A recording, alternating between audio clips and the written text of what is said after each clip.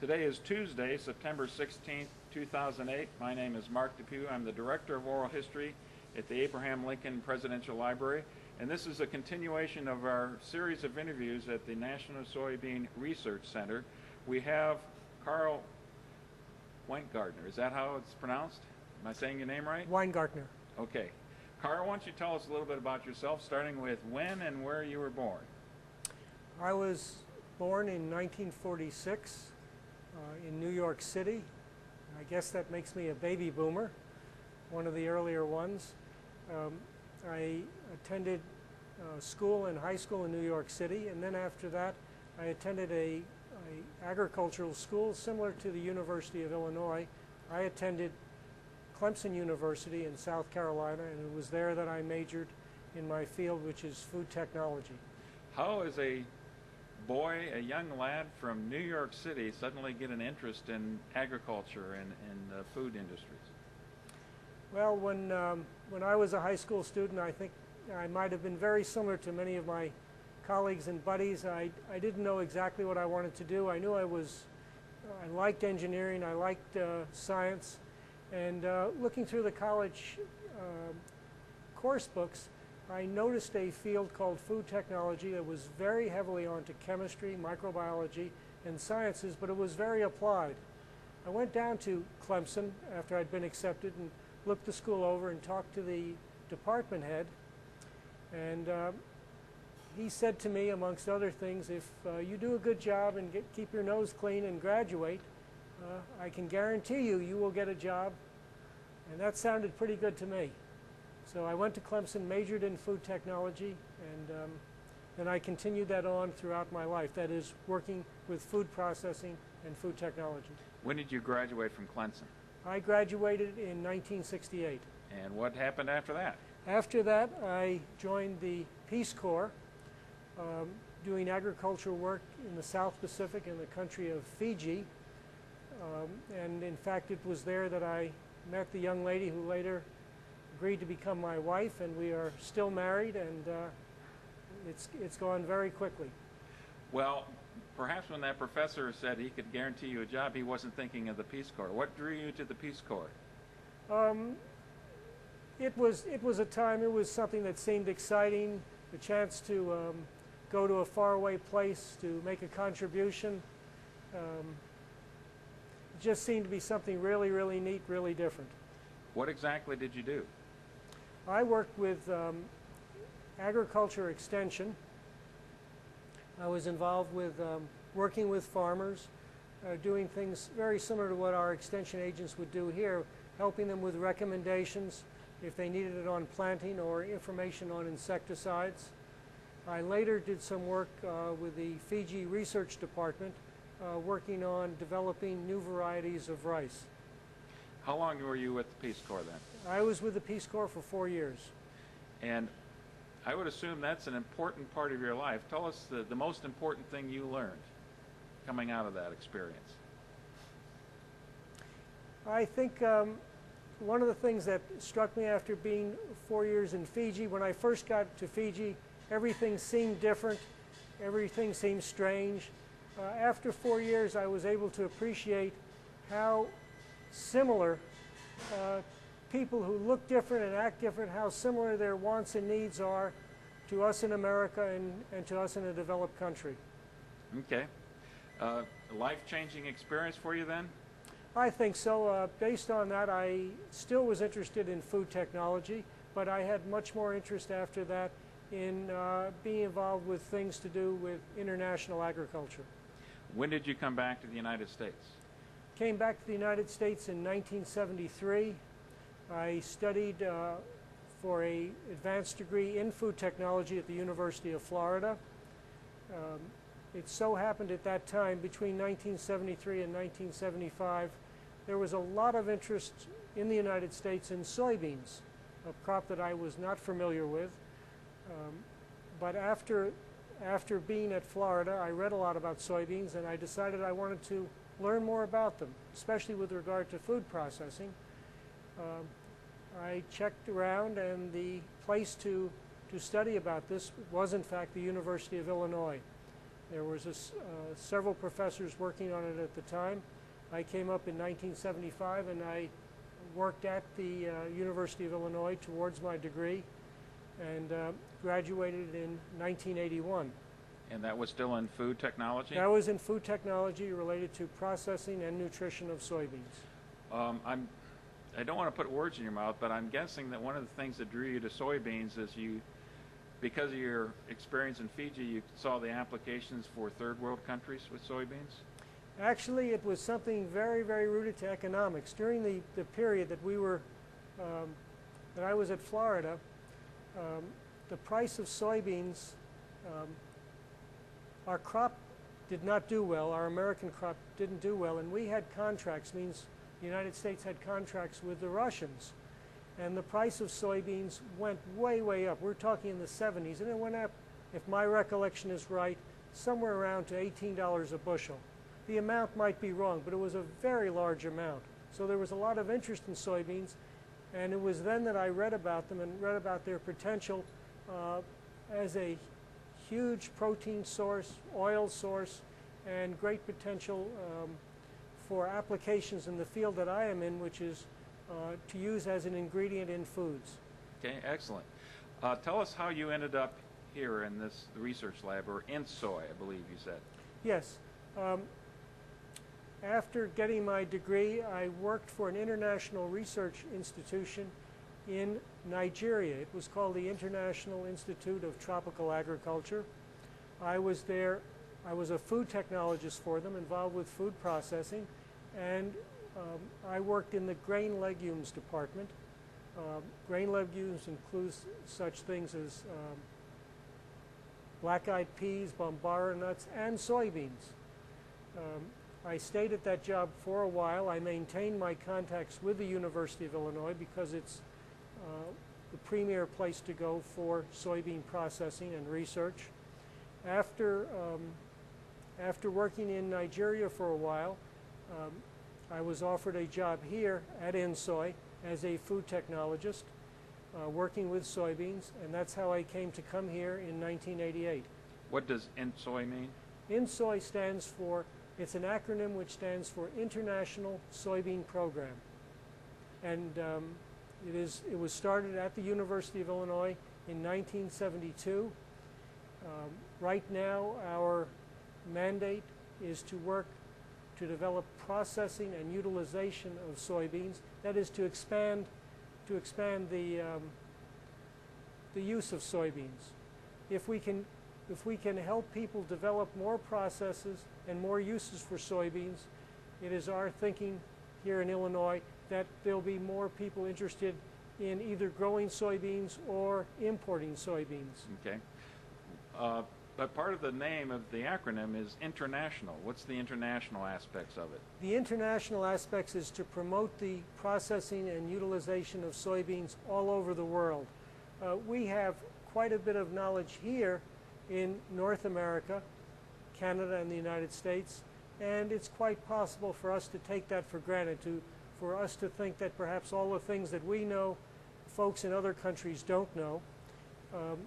It is true that nowadays, with the help of the World Wide Web, there's a lot of information that's available, but back in the 1970s and then in the 80s, information dissemination was much different than it was today. One of the things that's interesting about soybeans with its application for international processing is that in the United States, the processes that we use and the capacities that we use are very large. We process in hundreds, if not thousands of tons of soybeans per day. It turns out that if you are in a country in perhaps Europe,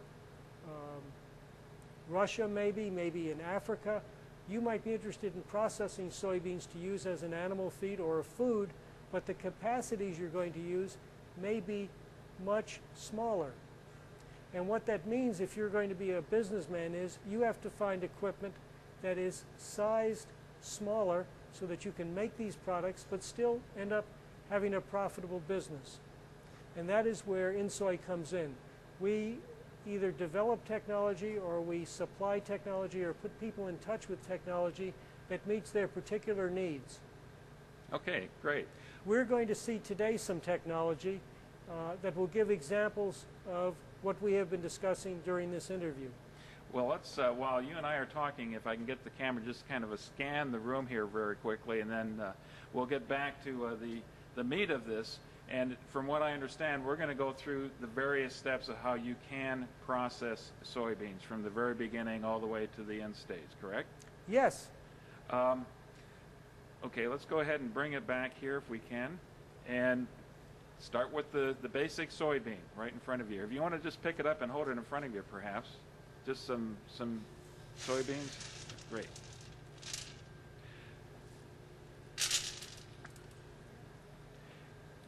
Okay, tell us a little bit about the basic soybean. What does the average person need to know about it? Soybeans, often when we read articles about them in the magazines and the newspapers, they're called a wonder bean or a super bean, and it is really true. The soybeans, in terms of its composition, is really, really special. When we talk about soybeans, we usually talk about their composition in terms of what is good for either humans or animals. Soybeans are usually classified as an oil seed, which means it is a product where we can extract oil from it. Soybeans contain about 18% oil, and if you take the soybeans and crush it and squeeze it and process it, you can remove that oil, and that can be used as an edible oil. Okay, and that's something we're going to be able to see today. Yes. Okay. In addition to that, and soybeans, of course, are not the only crop that is used for oil. There are many others. There's cottonseed, there's peanuts. Soybeans are of interest to us because it turns out that for our producers, our farmers, they work very well in part of our crop rotation along with corn. Okay. The soybeans you have in your hand right now, do they still have the hull on them? Yes, they do. Okay, so one of the first steps would be to remove the hull, is that correct? Yes. What happens to the hull after it's removed? Are there any applications for that?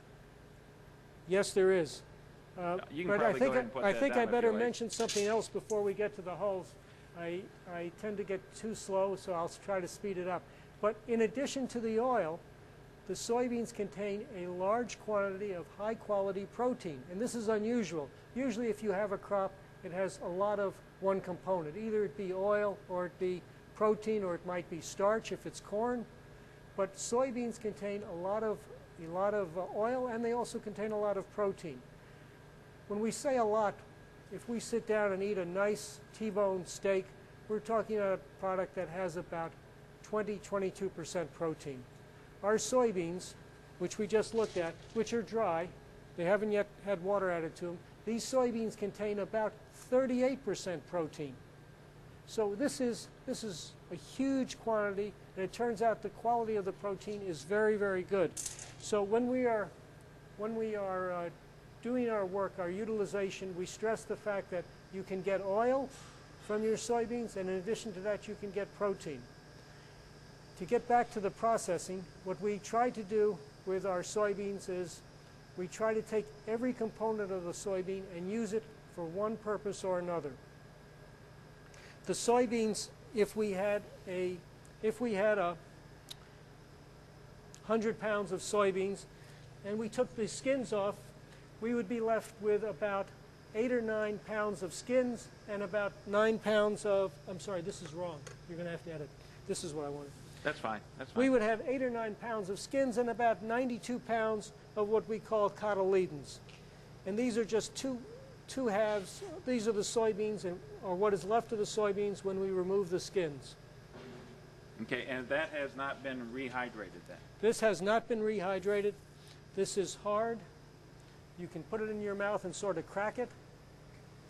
And it's kind of crunchy. But these haven't been cooked, and usually you're going to want to cook your soybeans before you want to eat them. Well, can I go back to the question about what happens to the hulls, or what applications you can have for that? The hulls consist of a large quantity of high-quality fiber. We take those hulls and use it as an ingredient in animal feed. We means the soybean processors. Now, what we see here that you just talked about, though, is there much fiber that remains?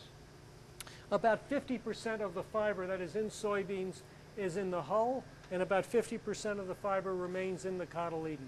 So this is sounding like the perfect food. High in protein, it's got oil, and it's still got a lot of fiber. Yes, yes it does. Okay.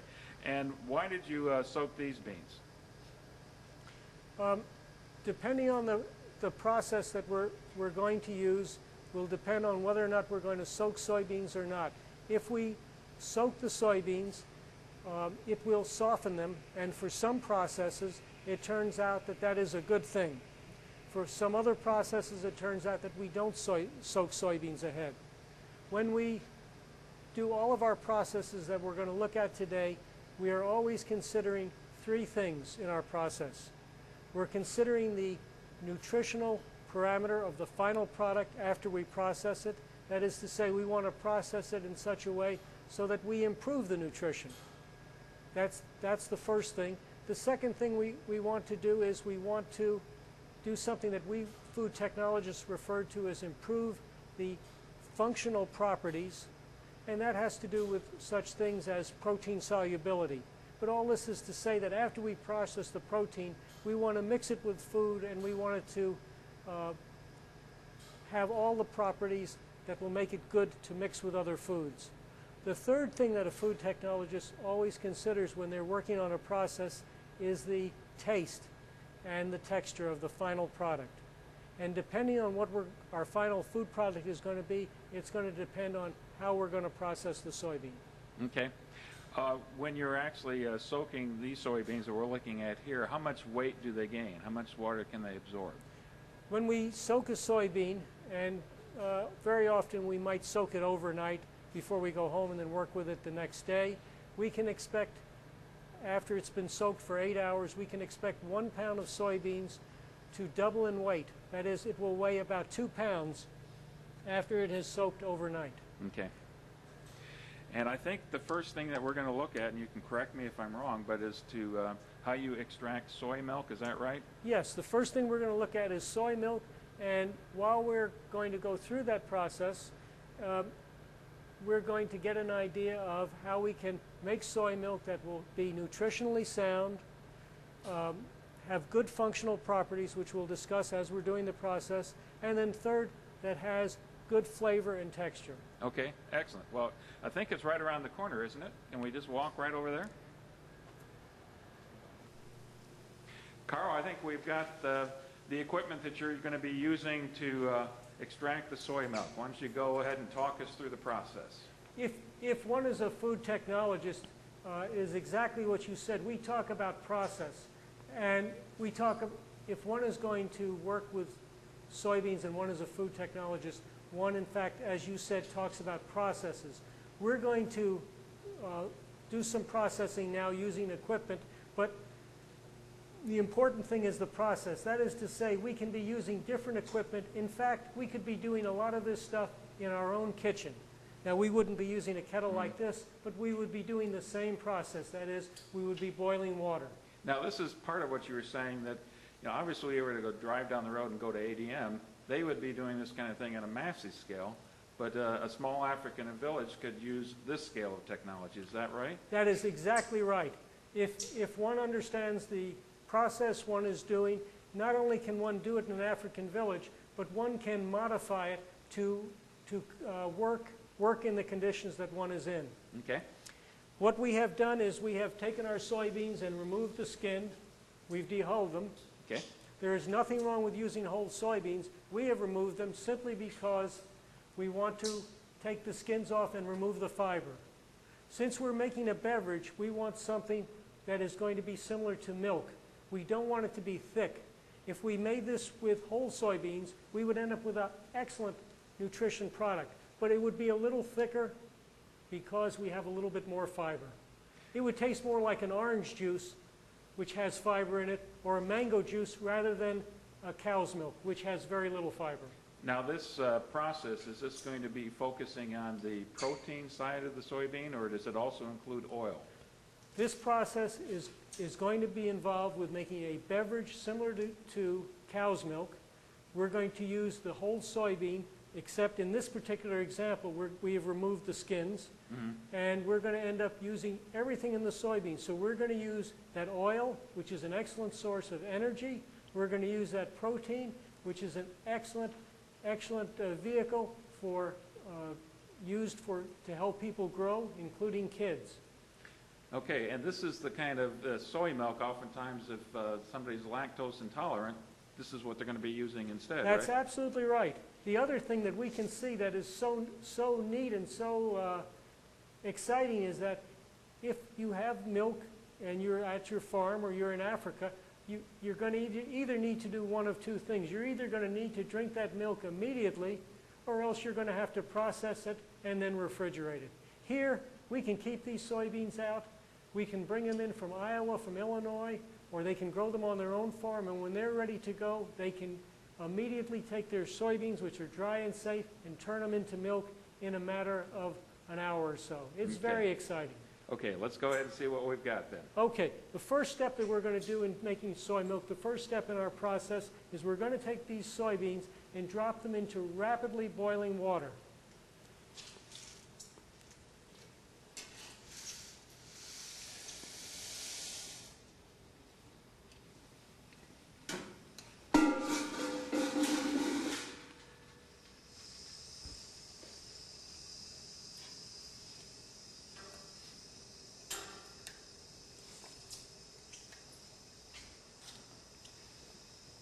And how long are they going to have to be in the boiling water solution?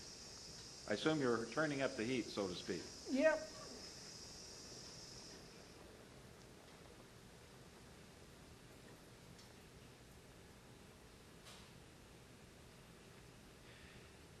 Carl, it looks like What just we're like doing- any cook at home, you got to get it just right. No, no, no. You just want the water to be rapidly boiling. What we're doing now with the soybeans is very similar to what people do all over the United States, especially in the Midwest this time of the year. We are blanching the soybeans. Same thing as what we would do if we had lima beans or green beans. We're going to give these soybeans a heat shock for a very few minutes, and we're going to have boiling water. And the purpose is going to be to inactivate enzymes that are in the soybean. These are not enzymes that are going to make one sick. These are enzymes that can either lead later to spoilage, or else they can lead to off flavors. Okay. It is very, very common to do this in many vegetable agricultural products. Blanching by its nature is a process that's very short. It is different than cooking. It's just to retain the color and to inactivate the enzymes. In this particular case, we're going to blanch the soybeans for either 5 minutes twice or 10 minutes once. It is not cooking them. It will soften them, and it will inactivate the enzymes in there, which could lead to bad taste. And taste is one of the three things we food technologists always think about. We think about taste, nutritional value, and functional properties. As we cook these soybeans, the heat will inactivate the enzymes. I'll turn the water up a bit. The heat will inactivate the enzymes, and in addition, the water will actually go into the soybeans. So the process will help them absorb even more moisture then. Yes, it will. Yes, it will.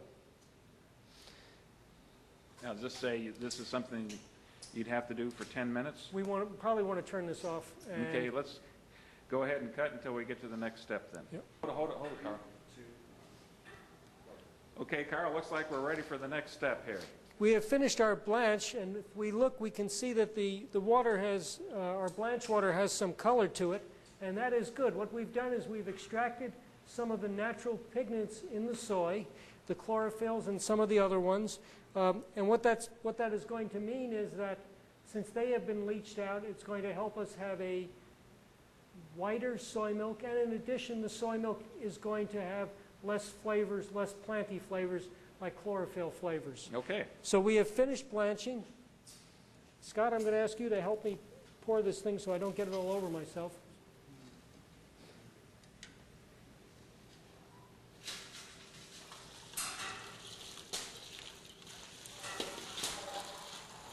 That's what I was hoping. Okay. And obviously that's Okay. hot water, so you got to be careful doing this step.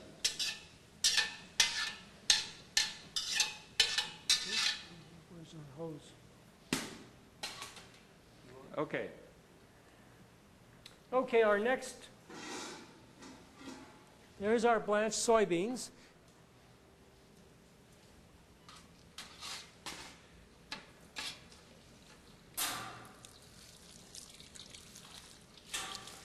Our next process, and it may not seem like a process, it may seem too simple, but our next process in making soy milk will be to rinse the soybeans.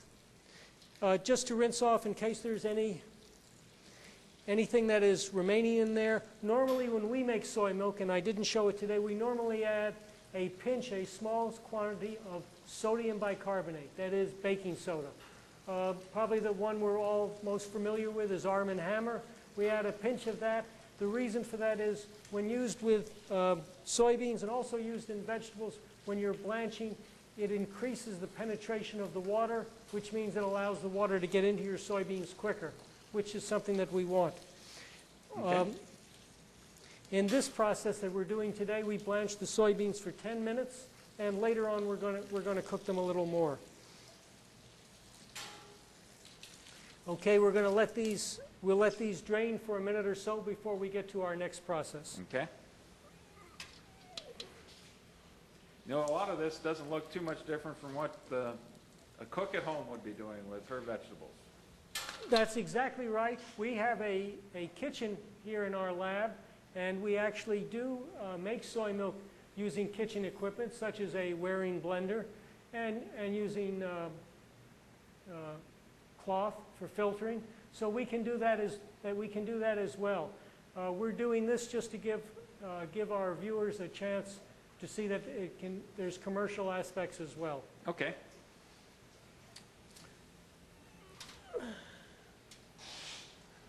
Let's turn off the...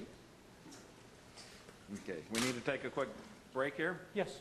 Karl, what's the next step we've got? We have taken our drained soybeans and we have gotten some clean water. In this case, we've gotten, for every pound of dry soybeans, we've gotten 7 pounds of water. In this case, we have 2 pounds of soybeans, so we have 14 pounds of water. The water is hot, not boiling, but hot. We've mixed it together, and now we're going to grind the soybeans water in this simple grinder. Now, this is way too fancy. We wouldn't be using this at home, but for a commercial operation, this grinder is very, very simple. We're going to put soybeans and water in here, and the product that's going to come out of here is the soybeans ground up with the water, and this is what we food technologists refer to when we say soy milk. Okay.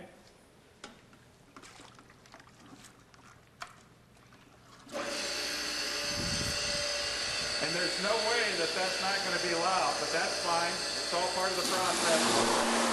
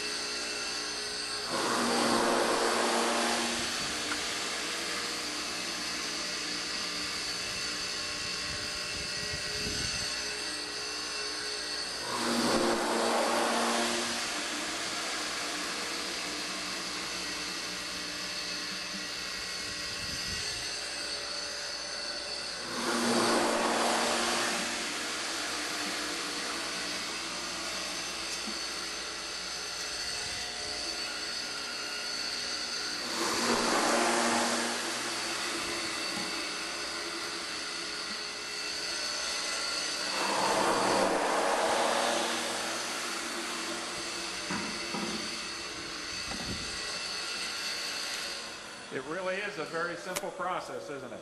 It is. And since we're talking about process, we need to remember that we're using this grinder, but we could be using a wearing blender, or we could be using a very sophisticated grinder that is able to do much larger capacities. The product that we have here, the soy milk right now, is sometimes called soy milk. We at the University of Illinois refer to it as soy milk base. And by that we mean this is the base product that we use to make many other products from soy. We could make soy milk from it. We can make ice cream from it. We can make yogurt from it. And we're going to see some examples of a product when we continue. If we were going to make soy milk from it, because we said this is our base, we would do things to it. We might adjust the quantity of water we're going to add, because we would probably want the protein content of our soy milk to be equivalent to that of the protein content of cow's milk. We might want to add flavors. We might want to add some sweetener. We might want to add other ingredients such as a pinch of salt. So this is our soy milk base, and we're going to continue on from here. Okay. And we're not going to go any more for soy milk. If we were going to go to soy milk, what we would do is we would formulate this. We would add some sugar. We would add some flavors. And then we would cook it, because we have not yet cooked our soy milk. We have just blanched it. But we would need to cook it and cook it far enough so that when we're finished, we have a product that is pasteurized, that is free from organisms that would cause harm to people, cause illness. Most products that are refrigerated still have microorganisms in there, but they're a small quantity of microorganisms that can lead to in fact, spoilage. Does this mean that we wouldn't be able to drink this now? We would not drink this now. This is not a finished product. This is our basic product that we use to make other products from. Okay. Soy milk, yogurt, and ice cream. Okay, so what's the next step, Carl? We can turn this off. Carl, go ahead and take us through the next step. Okay, we have completed our grinding, and we have our soy milk base. The next process that is going to be done is we're going to do a filtering process. And what are we filtering out? We had said earlier that the soybean is an excellent source of protein and of fat, and we had also mentioned earlier that the soybeans that we're working with also do contain fiber. This filtering process will allow all the soluble products in the soybeans, the sugars, the protein, and the fat, to go through along with the water. And what we will retain when we filter is we will retain the fiber. Now,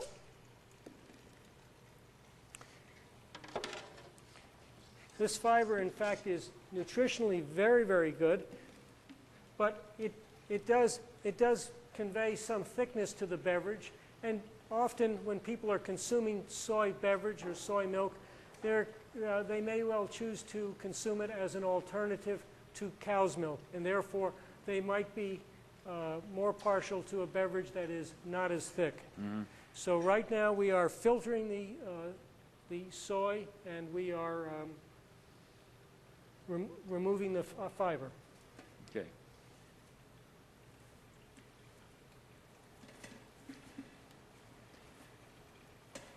And it looks like the next step, it almost looks like an old-fashioned pressure cooker here. And this is nothing more than the press then that we're looking at? What we have here is one form of a press. But still, the end product we're getting is not consumable, is that right? The product we're getting now is soy milk base that has been had the fiber removed. Before we're going to consume it, we would want to pasteurize it, okay, or process it further. When we say pasteurize it, if we were at home and we had soy milk, we would put it in a pot, bring it to a near boil, and then we would let it simmer for about 20 minutes on the stove at near boil. After that 20 minutes, our researchers found that we have a product that is pasteurized, that is free from pathogenic organisms, and we can then either drink it, or else we can put it in the refrigerator and then leave it there and store it. Okay. This is an example of one filter press, but the thing that is we're going to wait for Scott to open that because I'm very good at burning my hands.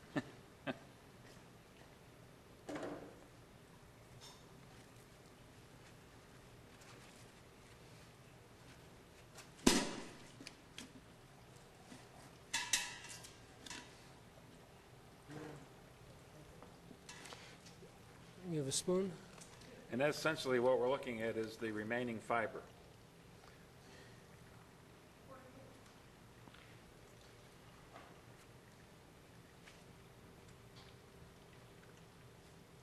Now we have not yet squeezed out all of the water, but this is the remaining fiber. And when we squeeze out all the water, it will have the appearance of being almost dry.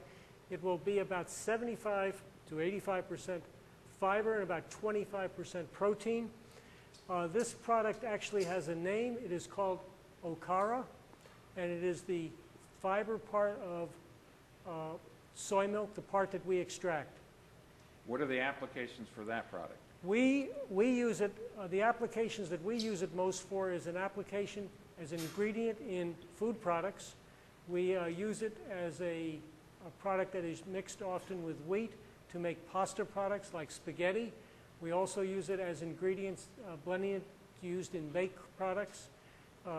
In addition to supplying fiber and protein, it actually changes the functional properties of some of the foods and makes the texture, improves the texture. We're going to walk over to look at another machine. We're just going to do a quick walk right over here. Karl, what do we got here? This piece of equipment that we have here is called a roller extractor. Its function is similar to that of what we just did when we filtered out the fiber, the Okara, from the soy milk. You can see that it has a lot of rollers and it's large. This would be used in an operation if we were commercially extracting fiber from soy milk. It is a continuous operation. You can pump soy milk in, and this will physically remove the fiber, and it will also squeeze out the water from the fiber so that we will end up with an Okara that is almost a paste, very dry. Okay. Thank you. Next step. Enough for the picture so it looks good. We are in the InSoy test kitchen here, and Karl, I know you're about ready to make yogurt, I believe. Is that correct? That is correct. We have made our soy milk base, and what we have recently said is from that base we can make many soy products, soy milk, which we talked about, or soy ice cream, or soy yogurt. We refer to these products as soy dairy analogs because they're not dairy, but they're dairy-like. In the case of yogurt, we're going to go through an example of what we could do. We have in our pot here, we have soy milk. We're going to add some sugar to it. I'm not going to go through the weighing, but we're going to add some sugar and mix it in. Then what we're going to do is we're going to heat the soy milk up. We have previously heated it. That's why our steam is coming out. And the heating is actually very important because what we're trying to do is we're going to, with the aid of microbiology, we're going to take this sugar that we've added in here and we are going to change that sugar to lactic acid.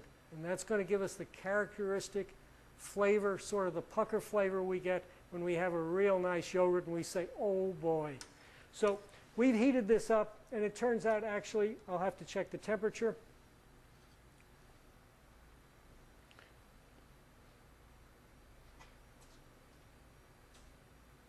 Okay. What temperature were you looking for?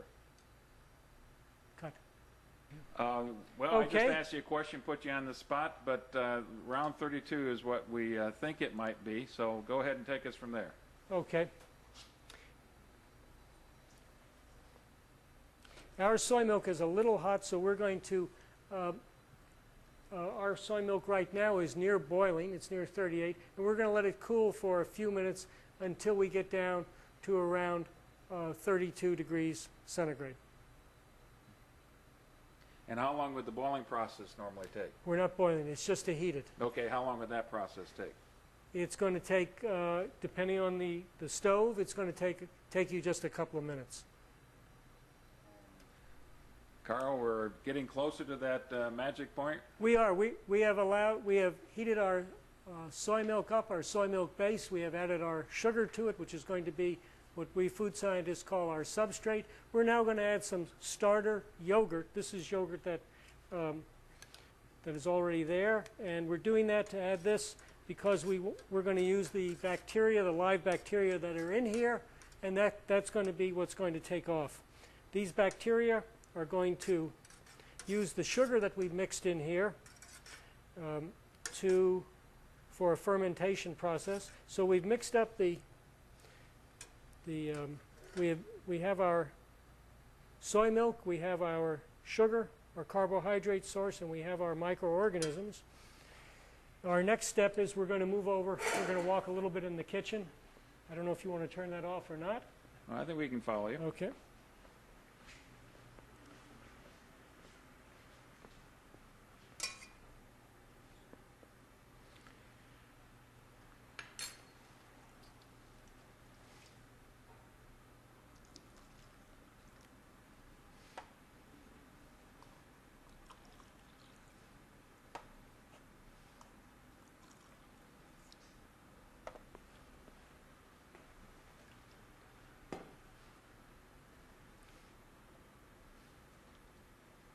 So what we have now is we have all of our ingredients, our soy milk, our sugars, and our culture starter. And now we're going to incubate this. So we're going to move over and put it in our oven.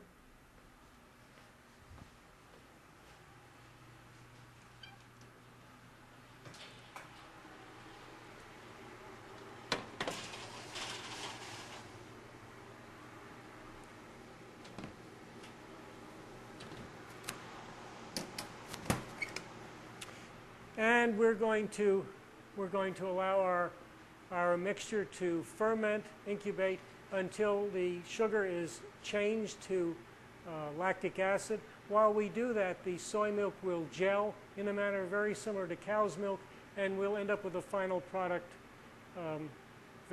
cut. In about 6 hours under incubation, we will end up with a soy yogurt product very similar to this. This example that I'm holding in my hand is in fact yogurt made from cow's milk, but it's to give us an idea. It will be gel like this. It will have lactic acid in it, and it will also have a little bit of sweetness. If we wanted to, we could add flavors to it. We could add cherry preserves, blueberry preserves, and we would end up with a yogurt that is what we food technologists refer to as Sunday-style yogurt, where we have the preserves on the bottom and the yogurt on top. Okay. If we did not add any flavors, would there be a distinctive difference in the taste between dairy yogurt and soy yogurt? That is a very good question. The product that we get has a definite yogurt-like taste. That is, it has a sensation of both being sweet and tangy at the same time, which is what we think of when we think of yogurt. The tastes are different because, remember, with the cow's milk product, we will have a milk taste here. The soy milk yogurt is actually blander than the cow's milk yogurt. I like to think that the cow's milk yogurt has more flavor to it, and the soy milk yogurt is actually a blander product. But I would assume that means it can accept other flavorings very easily. Yes. If soy is processed properly, the way we have done previous to this, where we have blanched it and then filtered it, we end up with a product that has very little flavor, either good or bad. Some people refer to it as slightly nutty, like peanutty, and some people just say it's very bland and that flavors can be added to it very easily. Okay. Thank you. What's the next step we're going to see then, Karl? Thank you. Okay. Karl, I believe what we're going to look at next is how to make tofu. Is that correct? Yes. Tofu, as we're aware of, has been around the world has been, people have been using it for hundreds, if not thousands of years. It is a relatively new product to us here in the Midwest. And although it is, the process to make tofu is similar to the process that we've seen before, it's slightly different, and we're going to go through a prototype of making tofu right now. Okay. First thing that we do when we make tofu is that we take our soybeans, and unlike the other process, we soak them in cold water.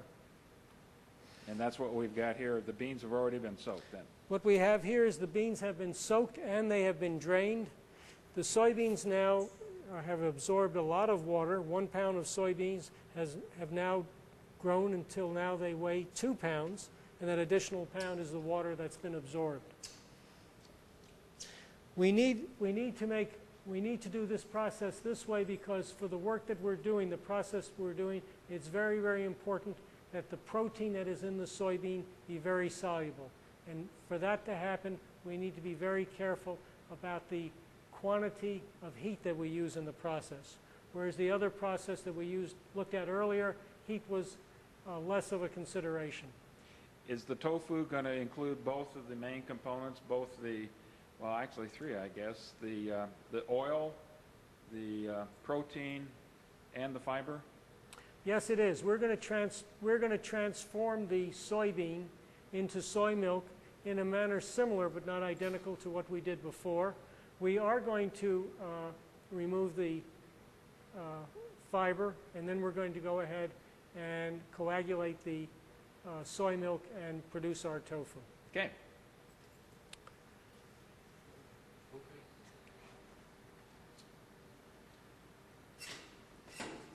What's the device he's putting this in? We're going to, did you want to? Okay.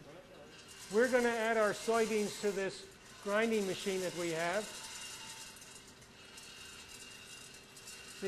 One of the things that we do a lot in soy is we try to acquire equipment that other companies have manufactured, and we try to test it out here. This particular piece of equipment comes from Canada. It's made by a company called Pro Soya. We're going to add our soybeans to this. Inside of this machine is a grinder, and we're going to add our soybeans, and then we're going to add our water. I noticed this device you have next to it's got Russian writing on it, so you Yes. do have an international flavor here. We do, we do. We're going to be adding the water now. Is this plain old cold tap water? This is plain old potable water. Nothing fancy.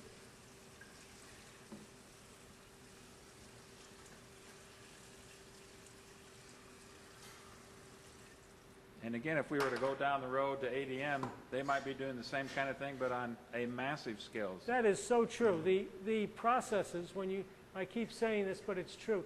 The processes for most of these food products that we're making, the processes are very similar. It's just the type of equipment that one uses that's different. We've closed this up.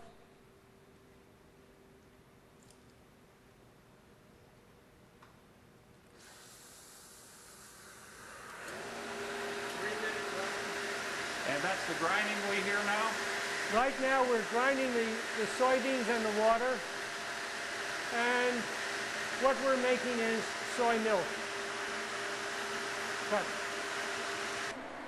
Karl, I know you just turned the grinder off. We still hear some sound. What's the sound we hear now? What we're using with this machine has a steam generator over here, and what we're doing is we are adding steam to our soy milk, our soybeans and our water, and we're using the steam to cook the soy milk.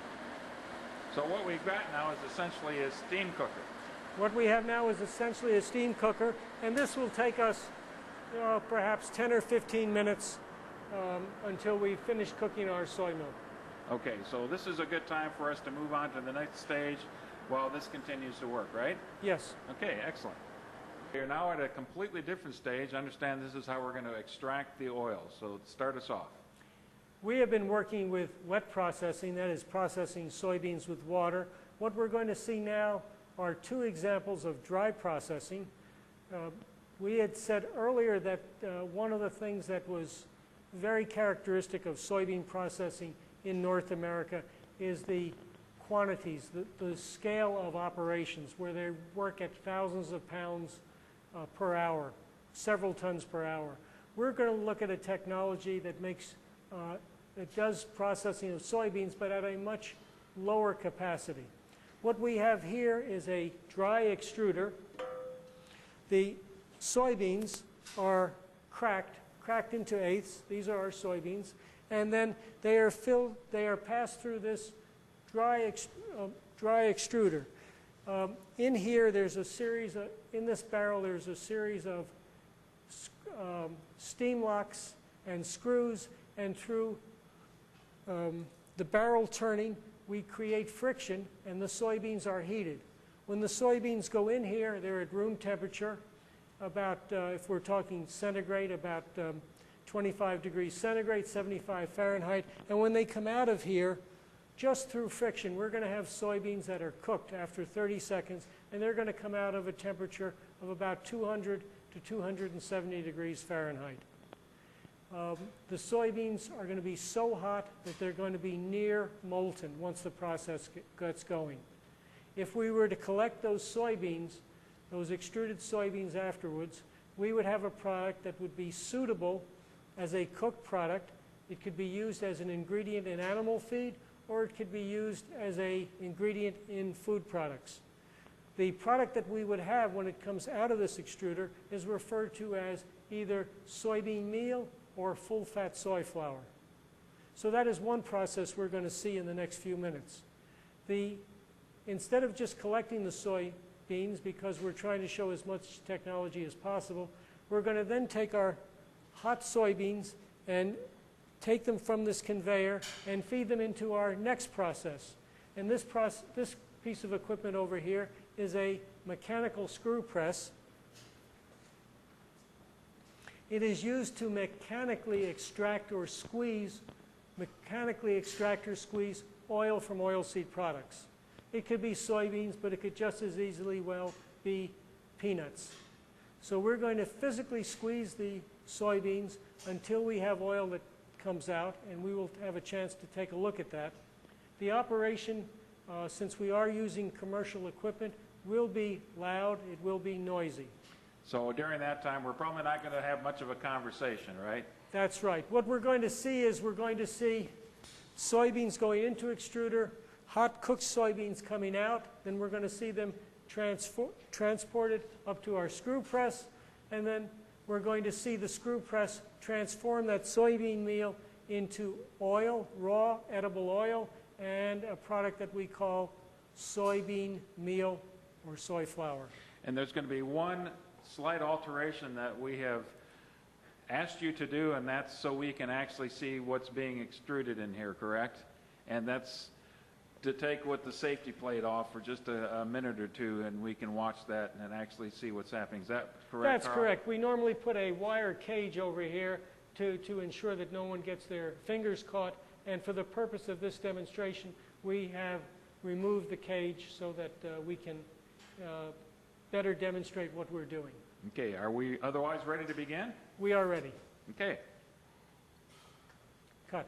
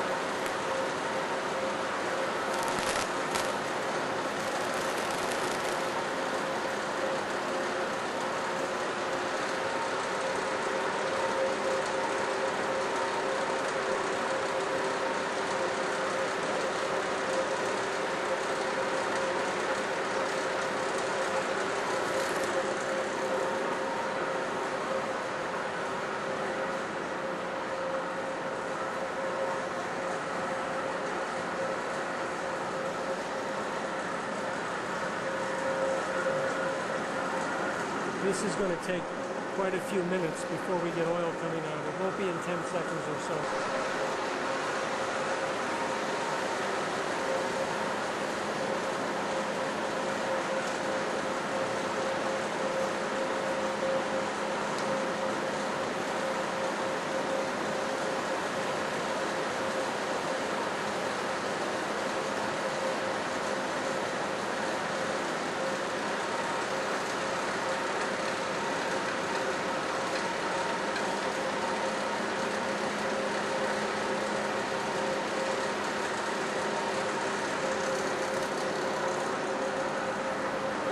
One full tray, so don't panic.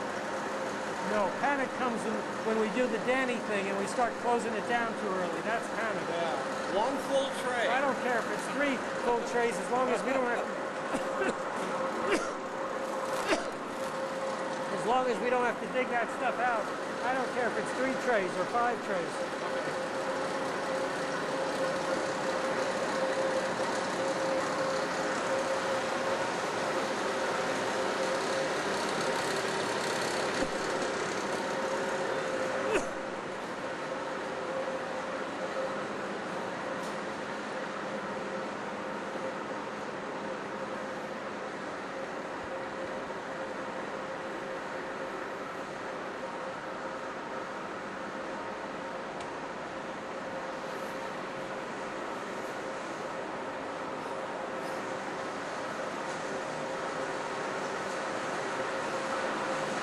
For soybeans.